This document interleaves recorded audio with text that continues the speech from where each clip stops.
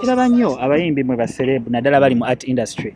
Muvuddeyo ku mulundi guno ne mwetaba nnyo mu byobufuzi. Kawaani ki? Ni kukula etegeera nti buvunaanyizibwa bwaffe kubanga ensi eno gye tuyimbiramu abantu banene betujjako ssente naffe kitukakatako ffe abalina eddoboozi okufaayo eri ensi yaffe kubanga tugyagala mwe tukolera.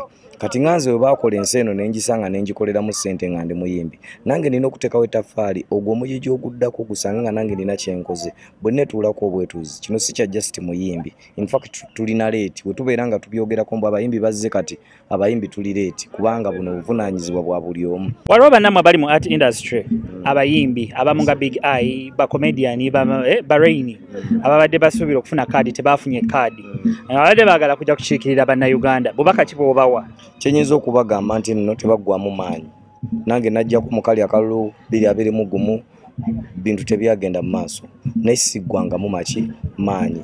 So ekibiina ekibanga kirina gwe kisazeewo bw'obanga oyina lo ng'ekibiina okyagala ng'ogoberera amateeka g'ekibiina wagira oyo ekibiina gwe kiwadde. Bw'obanga oyinamu okwemulugunya osobola okujja nga independent ate bayita neno mu FDC weeri ayo osobola okujja raidi osobola okujja kubanga ekirungi ffenna tuli ba opposition ffenna omulabe waffe yoli ali mu ntebe. Kiki ekiyinza okuba nga kyaba misiza kaadi?